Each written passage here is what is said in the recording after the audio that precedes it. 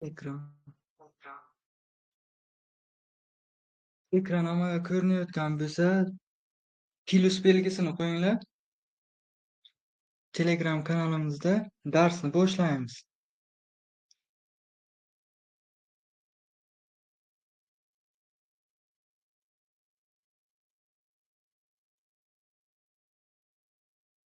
Bugun birinchi darsimiz milliy sertifikat va attestatsiya kursiga tayyorlov.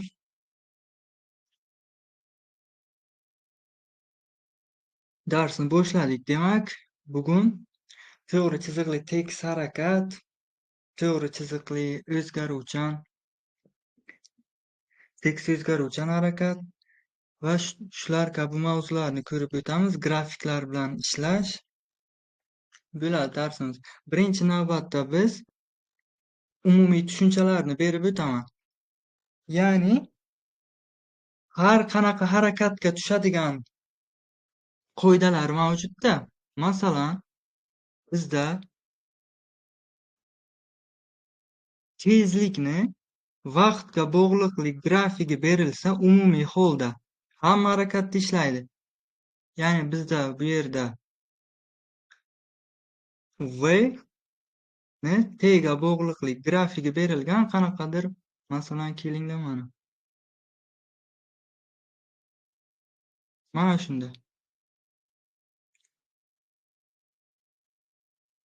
Mana shunday grafik berilgan.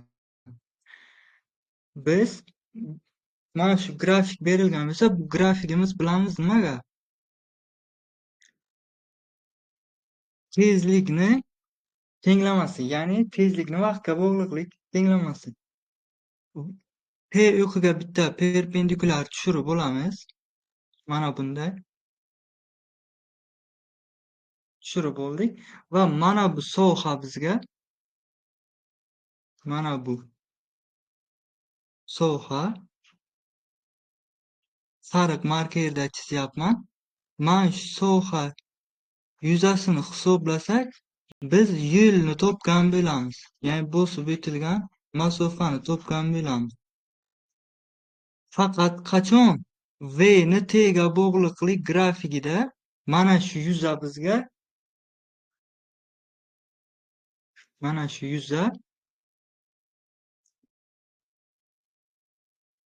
yuza bizga bosib o'tilgan yo'lga teng bo'ladi. Yo'lga teng bo'ladi.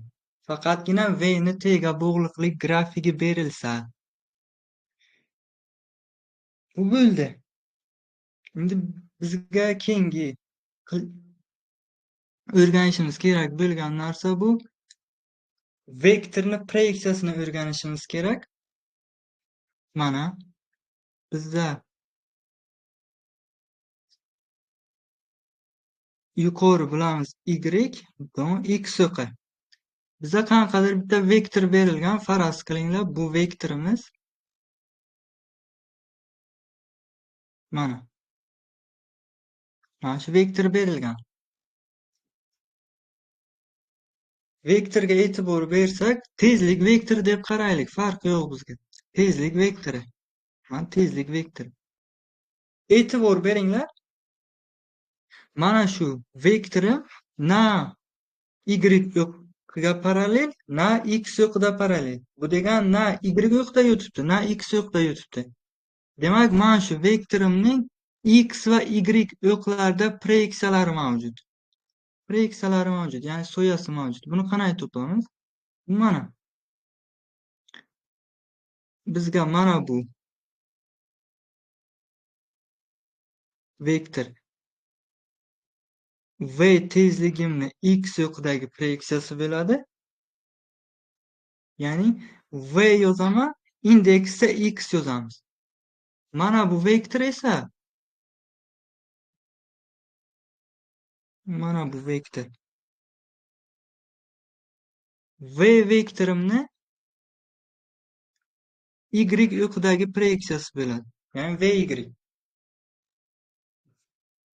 Umumiy holda v ni qanday topamiz desak, v ni modulini, tezligimizni modulini qanday topamiz desak, v x ni kvadratiga qo'shamiz v y ni kvadratini. Bu bizda tezligimizning skalyar qiymatiga teng bo'ladi.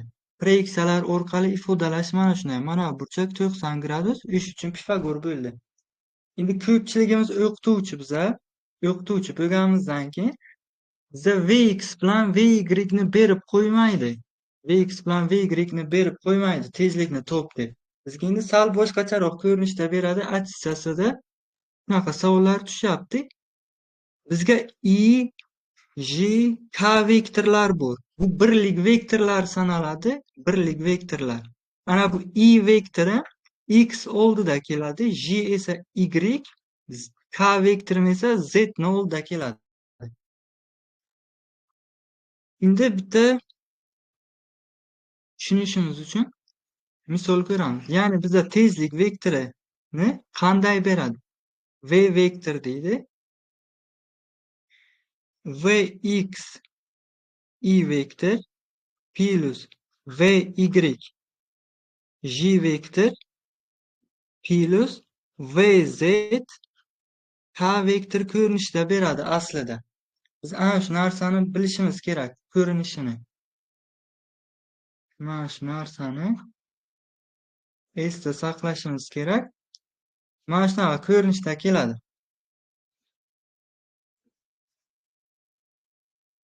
Mana shunaqa ko'rinishda keladi. Endi bizda misolimizga e'tibor qaratsak, V vektor deydi. V vektor teng 4 I vektor plus 3 J vektor. Bizda mana shu V vektorini deydi, tezlik vektorini deydi, modulini top. Bu uchun nima qilamiz? Ana tezlik vektorini modulini topish uchun aytdikki, V barobar dedik, Vx ni kvadrati plus Vy ni kvadrati ildizda dedik. Umumiy holda plus Vz ni ham kvadrati bo'ladi aslida. Bizda o'zi tenglamamizga ikkita xat bo'lgani uchun faqatgina Vx bilan Vy ni olyapmiz. Demak,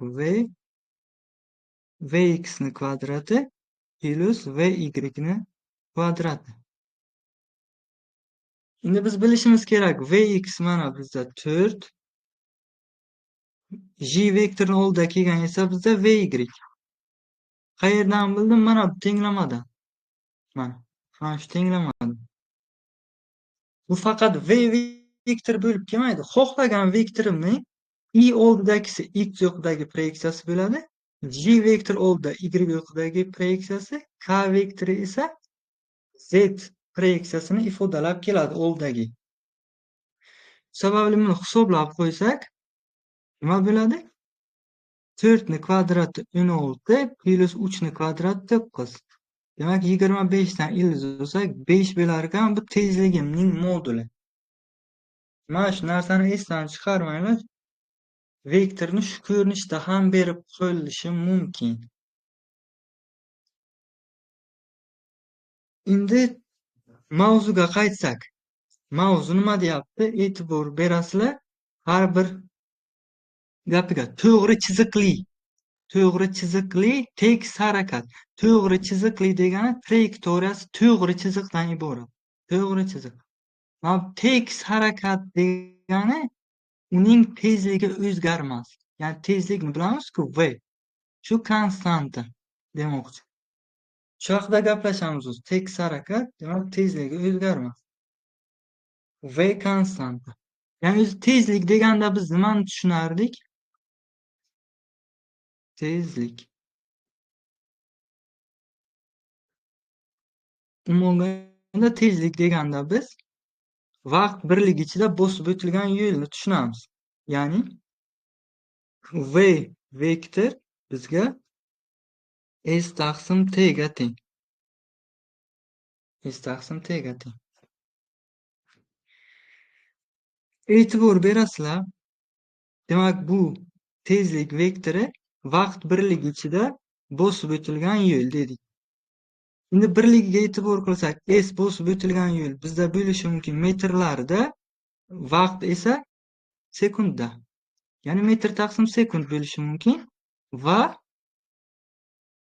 Ko'pincha kilometr taqsim soat ham bo'lishi mumkin. Chunki mashinalarda tezlikni o'lchovchi asbob bilamiz spidometr. Spidometrga qarasak kilometr taqsim hda beradi.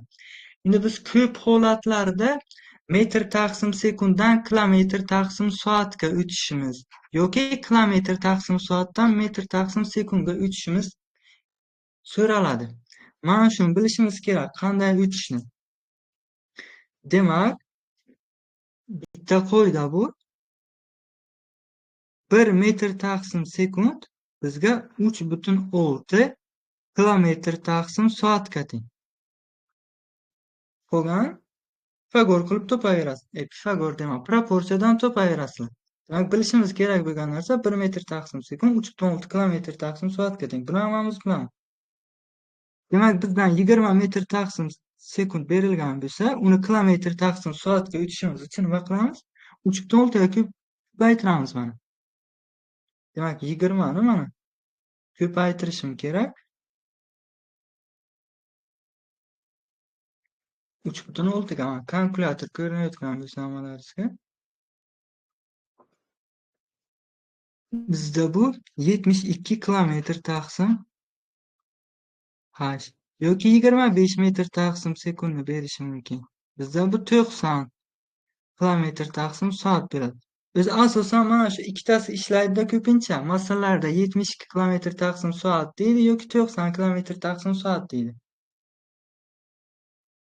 Yoddan bilganimiz yaxshi. 3,6 ga bo'lib ko'paytirganimizdan ko'ra mana shu asosan ikkalasi ko'p uchraydi.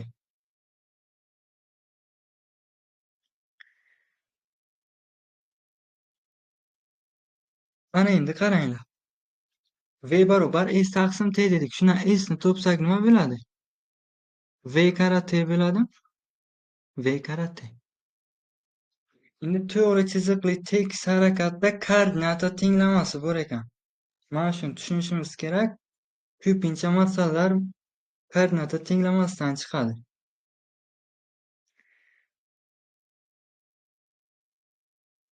E'tibor beringlar. Mana bu daraxt. Mana daraxt. Mana bu avtomobil. Avtomobilni harakat tenglamasini qanday tuzamiz? Ya'ni to'g'ri chiziqli tekis harakati uchun. Mana buni biz daraxt qo'zg'almas jism uchun 0 nuqta deb tanlab bo'lamiz. Avtomobil daraxtdan ko'ra o'nroqda turibdi. Ish uchun qanaqadir x0 koordinatada turibdi. Ish uchun x0 deb belgilab bo'ldim. Endi qanchadir vaqt o'tgandan so'ng avtomobil harakatlanadi-ku. Harakatlanganda kelinglar mana shu yerga kelsin mana. X degan koordinataga kelsin. X degan koordinataga kelsin. Bu qancha masofani bosib o'tadi? Mana shu masofani bosib o'tadi. Mana shu masofani bosib o'tadi-da. Endi shuni nimaga teng? Yaxshi tushunishlari uchun x0 boshlang'ich koordinatasi 20 degan nuqtaga edi, 60 degan koordinataga keldi avtomobil. Qancha masofa bosib o'tdi desa, qo'rqmay aytamizki 40 deb. 60 dan 20 ni ayiramiz, 40 deymiz. Shu narsani endi formulasi ustida yozamiz-da. Harflar yordamida yani.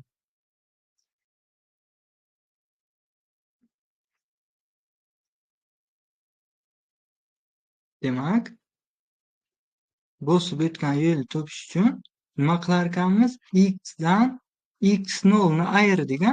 X dan x0 ni ayirdik. Shundan x ni topsak nima bo'ladi? Mana shu tenglikdan x ni topsak nima bo'ladi? X ni topsam x barobar x0 plus s. S bo'ladi. Endi e'tibor beringlar, mana avtomobilim v tezlikda ketyapti mana. V tezlikda ketyapti.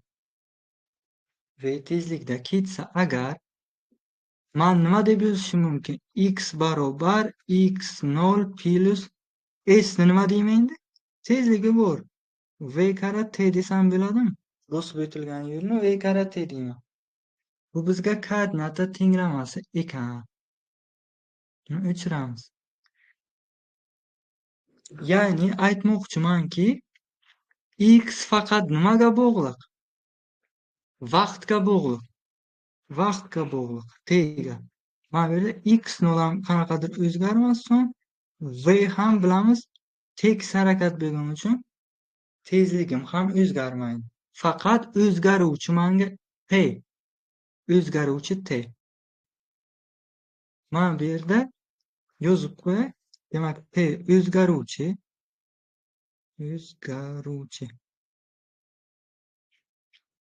Kelinglar mana shu grafikini ham ko'rib o'tamiz shu yerda. Grafikini ko'rsak, mana x ni t ga bog'liqligi vaqtga. Demak, bu yerda x, bu yerda t. Hammalaringiz bilaman, matematikani yaxshi bilasizlar. X barobar x0 plus vt. Ya'ni t ni hozir nechinchi darajasi? T ni darajasi 1. 1da.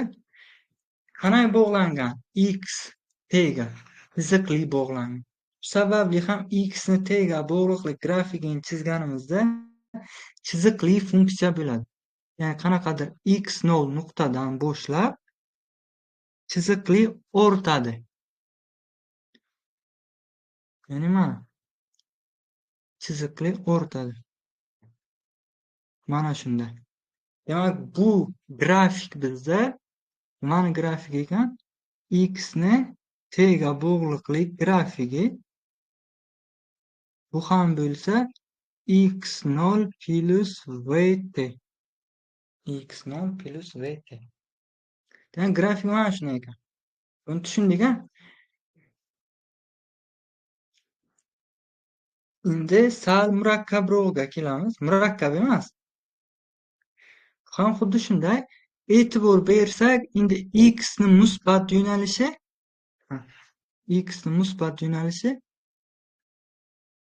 mana shu yerda sal o'zgartirish kiritaman.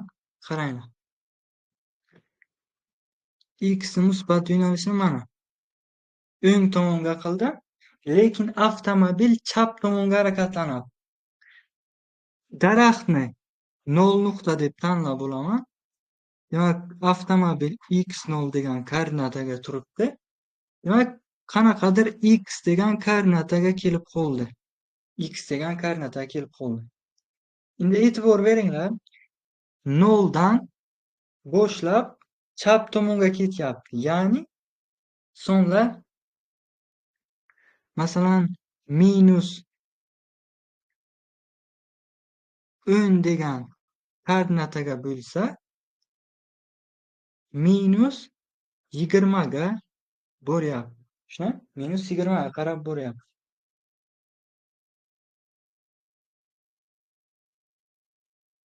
Qanday topaman? Masofani qancha masofa bosib o'tgan desa 10 deyman. Qanday topdim? Minus 10 dan ayirdim minus 20 ni. Shunda 10 chiqdi. Tushundinglar? Shu sababli endi s ni qanday topamiz desa, qo'rqmay aytasizlarki,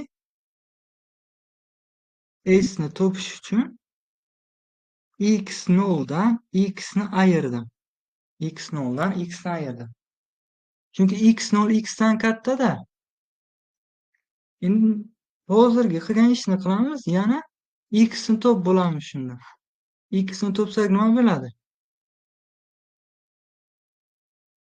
x0 minus s bo'ladi. Demak, bu v tezlik bilan ketyapti. Sababli nima deb yozishim mumkin? X barobar x0 minus nima? V karat t deb yozsam bo'ladi. Harakat tenglamasini.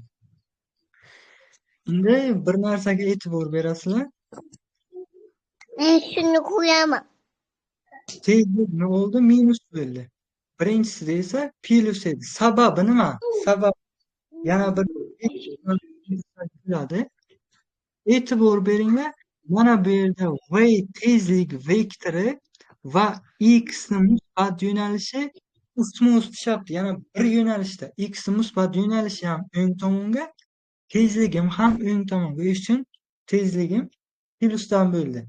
Tezlikni x yoqdagi proyeksiyasi ya'ni. Endi bunga qaranglar. Tezligim chap tomonga yo'nalgan, x yokini musbat yo'nalishi esa qaysi tomonga? O'ng tomonga. Qarama-qarshi yo'nalgani uchun mana bu yer minus bo'ldi. Bunaqa qilib tushunsalaringiz ham bo'ladi yoki hozirgidek x0 dan x ni ayirib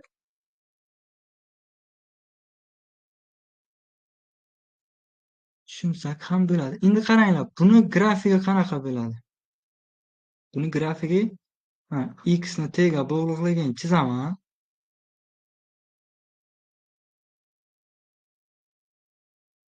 X bu yerda t. Endi nima bo'libdi? Qaranglar. x0 dan boshlab minus vt. x0 dan boshlab kamayib boradi. Ya'ni bu qanaqadir x0 koordinatadan boshlaydi, kamayadi. Mana bunda. Chiziqli kamayadi. Demak, bu nima bizda? X ni t ga bog'liqlik grafigi chiziqli.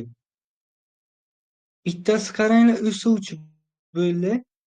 Bittasi o'sdi, bittasi kamaydi. Farqi nima ekan? Bittasi harakat yo'nalishi bilan mos tushyapti. X musbat yo'nalishda harakatlanyapti. Ikkinchisi esa x musbat yo'nalishiga qarama-qarshi harakatlanyapti. Demak, ikkita avtomobilni qaranglar, bittasi demak o'ng tomonga ketyapti, bittasi chap tomonga ketyapti. Ikkalasi qachondir uchrashishi mumkinmi? Qarama-qarshi kelyapti, qachondir uchrashishi mumkin. Shu uchun uchrashish koordinatasi va uchrashish vaqti degan tushunchalar bor. Mana shularni ko'ramiz endi. Mana shuni endi o'chiray. Qaranglar, kattaroq chizaman. E'tibor berasizlar.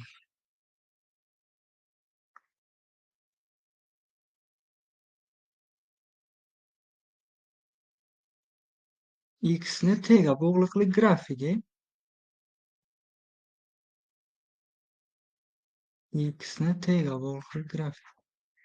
Demak, birinchisini aytdik. x0 dan boshlab nima qilyapti? x0 1 deylik birinchisi uchun. Shundan boshlab o'sib bordi mana bundan. Ikkinchisi esa mana bu yerda x0 2 deymiz. Boshlanish koordinatasi 2 bo'lsa, demak shundan boshlab nima qildi? Kamayib bordi mana bunda. Kamayib bordi. Grafikka e'tibor beringlar. Ikkalasi qaysidir nuqtaga kesishdimi? Mana bu nuqtaga kesishdi, mana shu nuqtaga kesishdi. Ikkita grafigim mana shu nuqtaga kesishdi. Demak, shundan mana bunday t o'qiga perpendikulyar tushursam, bu bizga t uchrashishni beradi. Ya'ni uchrashish vaqtini beradi. Ya'ni t u yozaman. Uchrashish vaqti bu.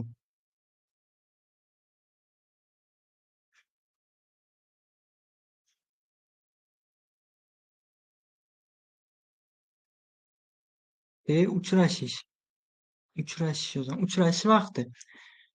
Bundan endi x o'qiga perpendikulyar o'tkazsak, bu bizga nimani beradi? Uchrashish koordinatasini beradi. Ya'ni x uchrash. Ya'ni nima qildik? Uchrash vaqtini topish uchun quyidagicha yo'l tutamiz. Ya'ni birinchi tenglamam x1 x01 plus v1 t. Ikkinchisi esa x2 x02 plus v2 t berilgan bo'lsa, ikkita tenglamani beradi-yu, bizdan so'raydigani ular necha sekunddan keyin uchrashadi deydi. Buni nima qilamiz? uchrashishim uchun qachon uchrashadi bular? Ikkalasini koordinatasi teng bo'lganda. Demak, uchrashish sharti nima desak, x1 bilan x2 ni nima qilaman? Tenglashtiraman.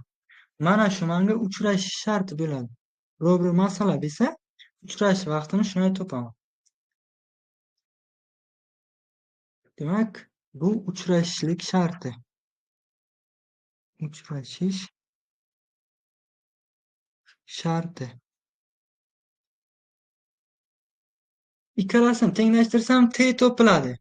Uchrashish vaqti. Agar bizadan uchrashish koordinatasini top desa, shu t'ni topamiz-ku, xohlagan bittasiga ketiraman. Xohlasam mana bu yerga keltirib hisoblayman, xohlasam bu yerda. Kelinglar tushunarli bo'lishi uchun bitta yozamiz. x1 barobar 3 plus 6t, x2 barobar 4 minus 2t. Ana shuni beradi-yu, tenglama bo'yicha ikkita avtomobil harakatlanmoqda. Ular necha sekunddan keyin uchrashadi desa, ikkalasini tenglashtiramiz. 3 plus 6t teng 4 minus 2t ni. Tenglashtirsak, qaranglar. Bu tomonga 8t bo'ladi, bu tomonga o'tkazsam 3 ni 1. Demak, t ni topsam 1 taqsim 8. Demak, 1 taqsim 8 sekunddan keyin nima qiladi? Bular uchrashadi deyman.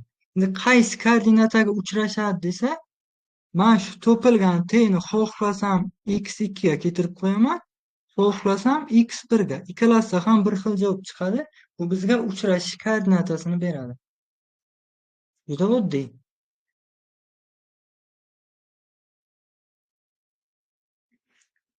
Demak, bu tushunarli bo'lgan bo'lsa, endi bitta tezlik grafikini ham ko'raylik.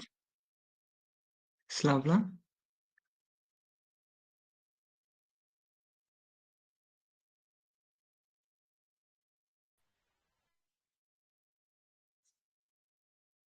Demak, v ni t ga bog'liqligi. To'g'ri chiziqli tekis harakatda aytdimki, tezlik nima qilmaydi? O'zgarmaydi. Ya'ni mana o'zgarmaydi. Masalan, ana birinchi sekundda ham o'sha tezlik, ikkinchi sekundda ham o'sha tezlik, mana uchinchi sekundda ham o'sha tezlik. Demak, tezligim o'zgarmaydi. Bu bizda v barobar konstanta chizig'i. V barobar konstanta chizig'i. O'zgarmas. Ya'ni mana shunda. Endi bitta narsaga e'tibor qilishlaringiz kerak. Yo'lni vaqtga bog'liqligini ko'ramiz va bizda mana bunaqa savol berib qolishi mumkin. S mana yo'l. Yo'lni vaqtga bog'liqligini ko'ramiz. T'ga bog'liqligini. E'tibor berasizlar. S barobar nima edi? V karate chiziqli. Ya'ni buni grafigi quyidagicha bo'ladi mana. Mana bunday bo'ladi. Bu bizda demak S barobar V karateni grafigi. Ya'ni T chiziqli bog'langan. T'ni birinchi darajasiga bog'liq. Bizda mana bu burchakni beradi. Asosan mana burchak beriladi. Alfa deb beradi-yu. Bizdan tezlikni so'raydi. Masalada mana shuni beradi. Alfa burchakni beradi. Masalan, 60 gradus yoki 30 gradus farqi yo'q. Qanaqadir burchak beradi, tezlikni to'playdi. Shunda nima qilamiz? Biz tezlik formulasini bilamiz. Tezlik formulasini ko'rdik. V barobar S taqsim T edi. Shunday? S taqsim T. Mana shunga keltirishga harakat qilamiz. Ya'ni bitta T ga perpendikulyar tushiraman men. Perpendikulyar tushirdik. Demak, mana bu bizga nimaga teng bo'ladi? 90 gradusni beradimi? 90 gradusni berdi. Tangens alfani topsam, mana bu chiziq menga qanaqadir delta S ga teng mana. S ga perpendikulyar S bilan mana chiziq qanaqadir S ni qandaydir qiymatiga teng-da, delta S dedim. Mana bu esa qanaqadir delta T vaqt. Demak, buni delta T deb belgilayman. Delta T. Uchburchak paydo bo'ldi. Tangens alfani topsam nimaga teng? Qarshisidagi katetni, ya'ni delta S ni yopishgan katet delta T ga nisbatan bu tangens alfaga teng. Endi qaranglar. S taqsim T nimaga teng? V ga teng. Buni o'zi ham tangens alfaga teng. Shuning uchun yozishimiz mumkinmi? Tangens alfa teng V deb. Qachon? Bizga mana shu grafik berilsa, alfa burchak berilsa va tezlikni top desa, tangens alfani topib qo'ysak kifoya qilar ekan. Kim qayerga tushmadi so'rashlaringiz mumkin. Mikrofonlaringizni yoqib qo'yaman.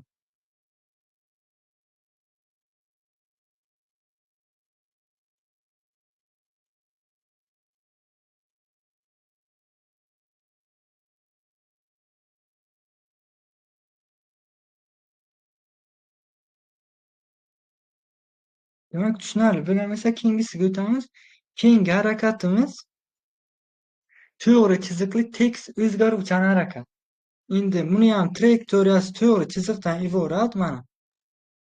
E'tibor berasizlar, trayektoriya to'g'ri chiziqdan iborat, tekis o'zgaruvchan harakat deyapti. Bu yerda endi tezlik v konstanta emas. Tezligim o'zgaradi. Nima o'zgarmaydi? Tezlanish o'zgarmaydi. Bizda tezlanish bor a. Vektor kattalik bu ham tezlik o'zgarishini delta t ga nisbati bilan aniqlanadi-da bu. Tezlanish delta v taqsim delta t. Delta v degani v minus v0 desak ham bo'ladi. V minus v0 taqsim t desak bo'ladi. Endi e'tibor berasizlar, birlikka e'tibor bersak, delta v taqsim delta t. Metr taqsim sekund, yana delta t sekund. Demak, metr taqsim sekund kvadrat ekan birligi. Mana shu tenglikka e'tibor beringlar. A barobar v minus v0 taqsim t. Shu tenglikdan tezlikni topaman, v ni topaman. V ni topsak, v barobar v0 plus a t bo'ladi.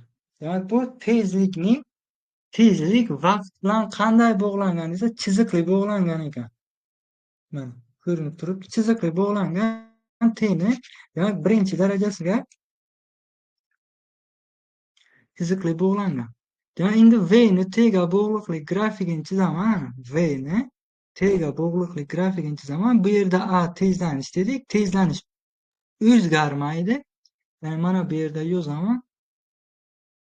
Shu konstanta. Demak, o'zgarmas son. V0 bu yerda boshlang'ich tezlik. Grafikka e'tibor berasizlar.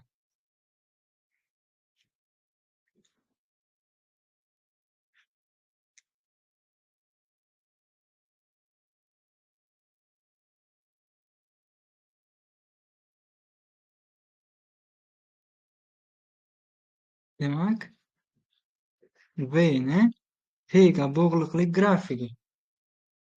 Qanaqadir v0 dan boshlab, mana v0 dan boshlab nima qiladi dedik? O'sib boradi. O'sib boradi mana bunda. O'sib bordi. Eslaringizda bo'lsa, darsni boshida aytdim. Darsni boshiga aytdikki, v ni t ga bog'liqlik grafigi berilsa, grafik va koordinatalar bilan chegaralangan yuza bizga yo'lga teng dedik. Xuddi shudan foydalanib yo'lni chiqaramiz formulasini. Demak, bu uchun bizga mana bunday chiziq tortdik. Endi e'tibor berasizlar.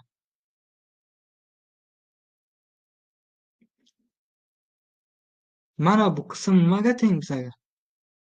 T desam bo'ladimi? Mana buni T desam bo'ladi. Mana bu qismning uzunligini 0 dan T'gacha T desam bo'ladi. Mana bu qismni-chi? Mana bu qism V0 desam bo'ladi. 0 dan mana 0 dan V0 gacha uzunlik sifatida qarasak V0. Mana bu qismchi? Bu qismni V deyman. V deyman.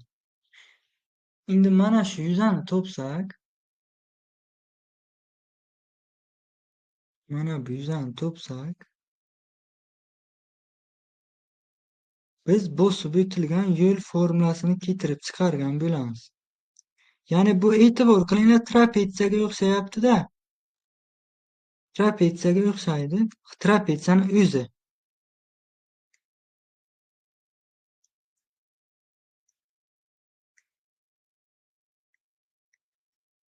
Endi e'tibor berasizlar mana.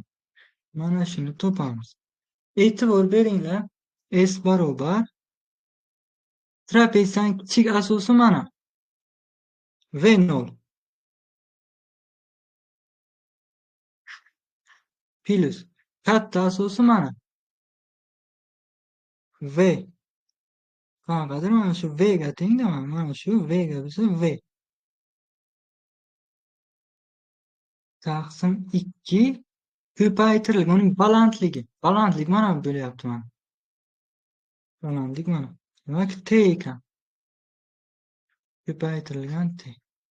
Demak mana shu bizda yo'l formulasi ekan. To'g'ri chiziqli X o'zgaruvchan harakat uchun. Yani tezlanuvchan desak bo'ladi. Yo'l formulasi. Bundan yana formulani keltirib chiqarishimiz mumkin. E'tibor berasizlar, yana qanaqa formula chiqarishimiz mumkin-da. Biz bilamiz V barobar V0 plus AT deydigan. Mana shuni keltirib mana bunga qo'ysak bo'ladi. Shunga keltirib qo'ysak nimaga teng bo'ladi qaranglar.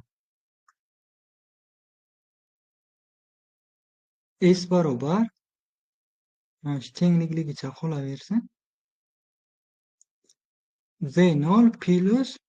V0 plus AT da. Tushundingizlar? V0 o'rniga V0 plus AT yozdim. Taqsim 2. Ikkita V0 nimaga teng bizga?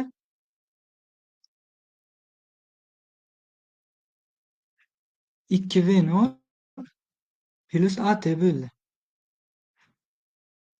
O'rniga qo'ysak 2 V0 plus AT. Mahrajga 2 bor. Mahrajga 2 bor. Shuni ko'paytirishim kerak nimaga?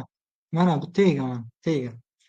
Hadma-had bo'lsam qavsning ichi nima bo'ladi? Ikkilari qisqaradi. V0 plus AT. Taqsim 2. Shuni ko'paytirishim kerak nimaga? T'ga yana. Buni T'ga yana ko'paytirishim kerak. Ko'paytirsam yana bir yo'l formulasi kelib chiqadi, hammamiz biladigan S barobar V0T plus AT kvadrat taqsim 2. Demak bu ham yo'l formulasi hammamiz biladigan keltirib chiqarish mana shunday.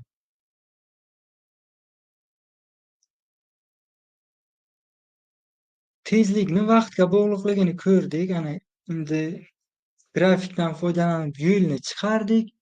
Endi e'tibor beringlar. Yo'lni vaqtga bog'liqlik grafigi qanday bo'ladi bu yerda? Chizib ko'ramiz sizlar bilan. Demak mana bu yerda S'ni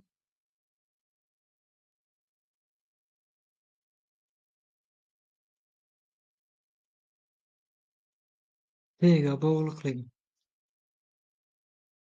V0 bilan boshlang'ich tezlik A o'zgarmas dedik. O'zi o'zgaruvchi nima? Vaqt. Vaqtni kvadratiga T kvadrat. Ya'ni y barobar ax kvadrat plus bx plus c bor edi-ku matematikada.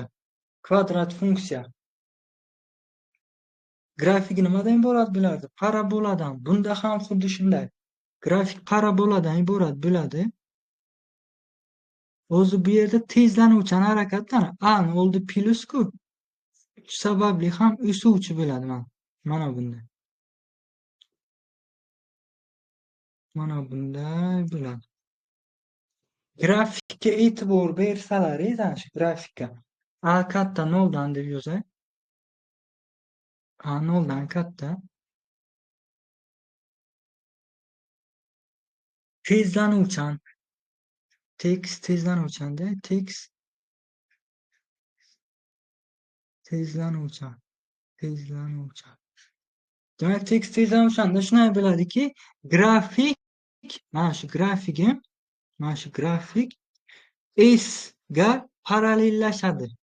Ya'ni S o'qiga, ya'ni masofaga parallellashadi mana shu. O'sib o'tilgan yo'l. Ya'ni x desak ham bo'ladi, mana x ga parallellashadi. Bu tekis tezlanuvchan harakat uchun. Yana sizlar ko'rgansizlar, hammamiz bilamiz. S barobar V0t minus AT kvadrat taqsim 2 formula.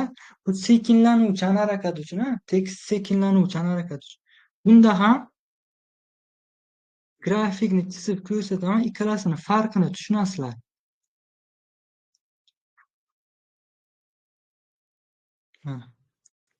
Bunda grafik quyidagicha bo'ladi.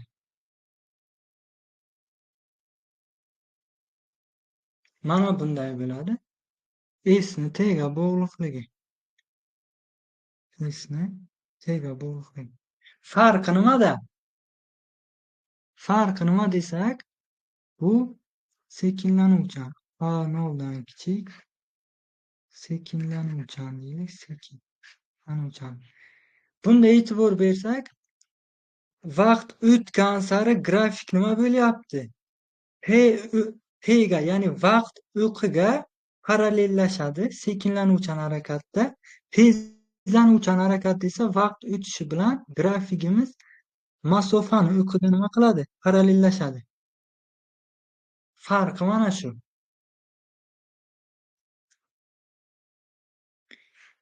Endi tekis o'zgaruvchan harakatda koordinata tenglamasini ko'ramiz.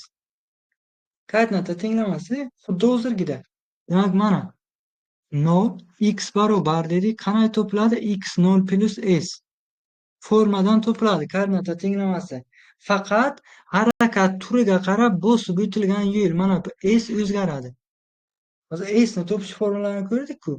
V0t plus at kvadrat taqsim 2. Endi qaranglar. V tezlikda harakatlanyapti. Mana V tezlikda harakatlanyapti. E'tibor berasizlar. X barobar deb yozaman o'zi. x0 qaranglar. Plus bo'shamiz tezligi V0 deylik. V0 bilan x qaranglar bir xil yo'nalishda. Yo'nalishi bir xil. Shu sababli nima qilaman? V0 ni oldi nima bo'ladi? Plus bo'ladi. Ya'ni plus V0t. Mana bu yerga keldi. Avtomobil qandaydir x koordinataga va uni tezligi v ga teng bo'ldi. Va mana shu v tezlik V0 dan katta. V0 dan katta bo'lsa a barobar delta v taqsim delta t dedik. Demak, a ham nima bo'ladi? 0 dan katta bo'ladi. Ya'ni tezlanuvchan harakat qilayotgan ekan.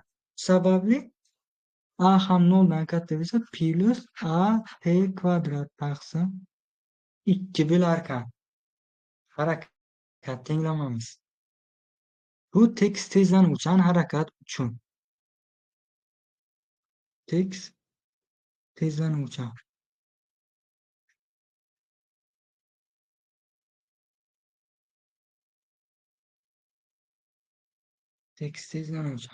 Endi qaranglar. Ikkinchi rasmga e'tiborlaringizni qaratasizlar.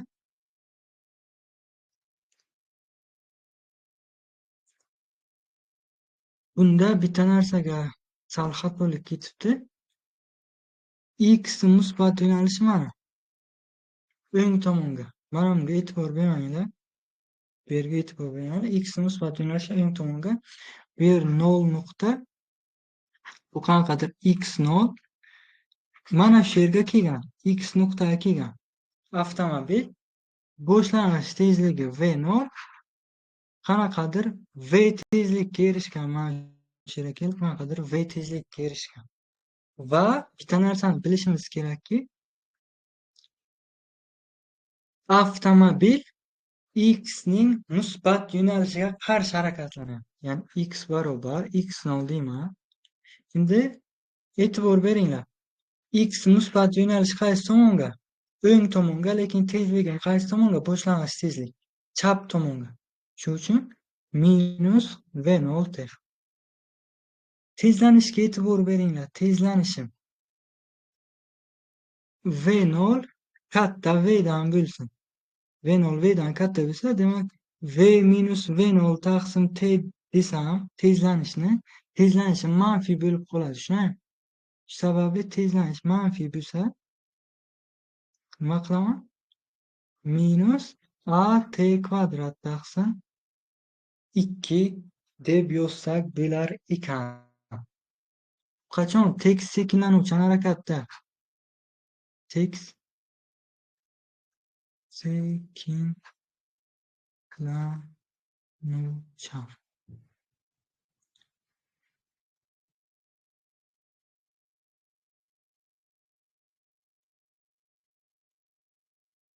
masala shartiga qaraysizlar-da. v0 v dan katta bo'lsa minus. Agar unday bo'lmasa-chi? Hozircha shunaqa qo'yaylik. v0 katta v dan. Tezlanishni shunday topasizlar. Endi yana bir narsa qoldi. Tezlikni ko'rdik-ku mana bu yerda. Tezlikni ko'rdik. Qaydi mana? Ana shu grafikka o'xshash bitta grafik chizaman. Shunaqa masalalar ko'p tushyapti. V ni t ga bog'liqligi.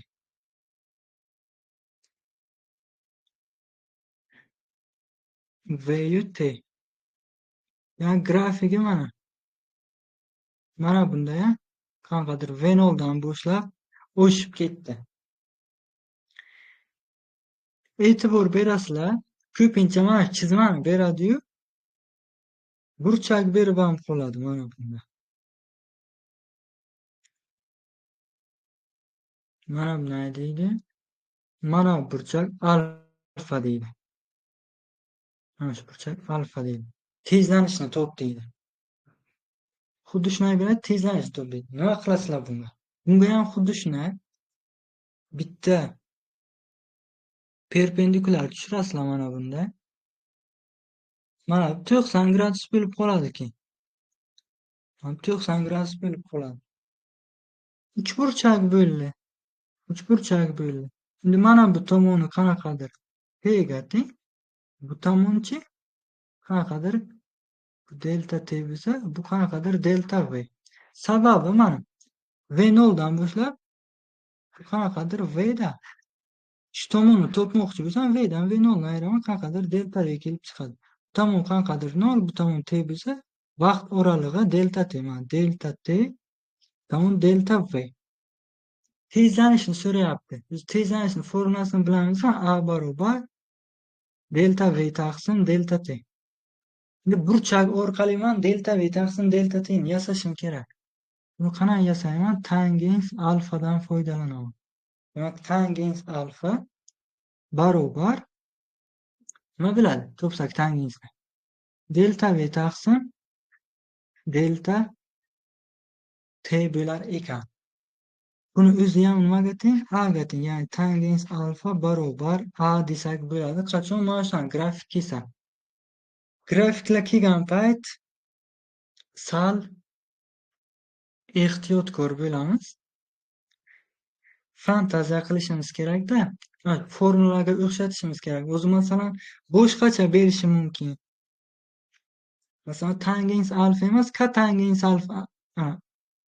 Sizlar faqat tangens alfa deb o'rganmanglar-da. Masalan sizlarda mana bunday berib qo'ysa chalg'aysizlar keyin. Grafikni beradi. Farqi yo'q. P bilan V ni joyini almashtirsa, masalan mana bunday qilsa, umuman olganda aytyapman-da, chalg'ima T yu V desayu, bu o'zi bunaqa grafik mavjud emas.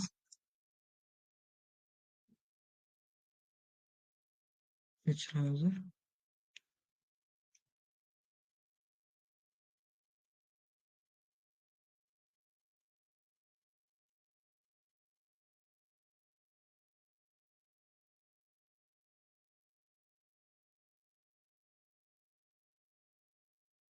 Xullas mana shuda.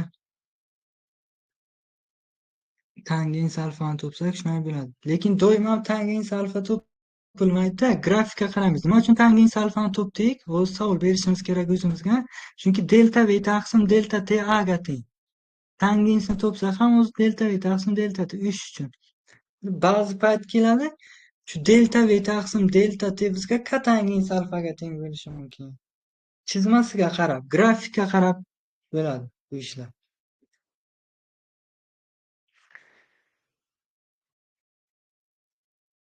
Endi n'inchi sekunddagi yo'l formulasi bor. O'zi milliy sertifikatda ko'pincha shu n'inchi sekunddagi yo'l tushyapti. Demak, S n deb belgilaymiz n'inchi sekunddagi yo'lni. V0 plus A taqsim 2 2n minus 1 formula bilan aniqlanadi. Bu n'inchi sekunddagi yo'l formula. Bu n nechinchi sekunddagiligini. Masalan, 3-sekund desa n o'rniga 3 ni qo'yamiz. Mana bu n o'rniga 3 ni qo'yamiz. 4-sekund desa 4 ni qo'yamiz, 5 ni qo'yamiz va hokazo qo'yib hisoblasak bo'ldi. Bu n'inchi sekundagi yo'l formulasi. Demak, shu paytgacha nimalarni ko'rdik? S barobar, demak, tezlanuvchi harakat uchun V0t plus AT kvadrat taqsim 2 ni ko'rdik. Yo'l formulasi mana shu. Berilganga qarab foydalanamizda S barobar V plus V0 taqsim 2 karateni ko'rdik. S barobar V kvadrat minus V0 ni kvadrati taqsim 2A formula ham bor. Demak, berilganga qarab mana shu formuladan foydalanasizlar.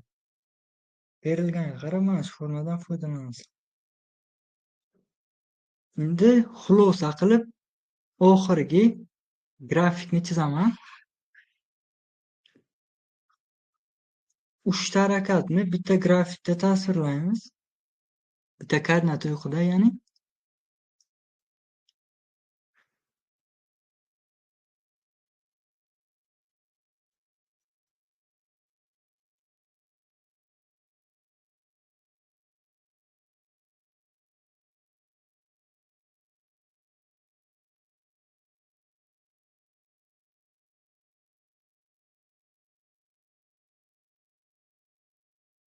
Uchta rangda chizdim.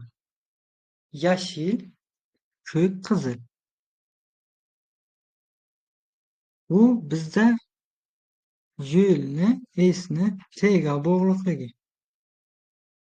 Yashilga e'tibor beringlar endi. Yashilga e'tibor bersak, chiziqli bo'lsa, qaysi harakatda chiziqli bo'ldi? Yo'l formulamiz. T'ga chiziqli bog'langan.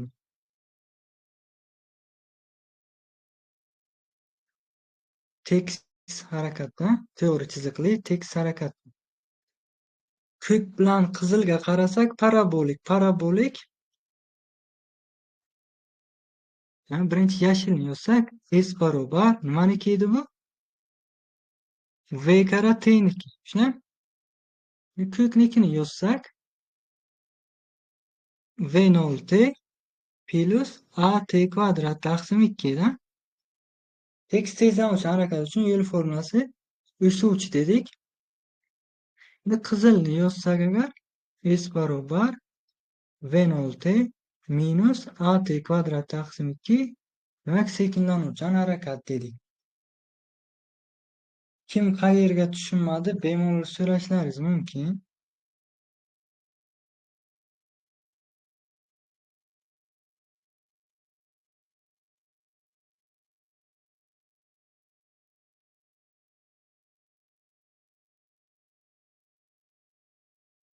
Mikrofonlaringizni yoqib qo'ying.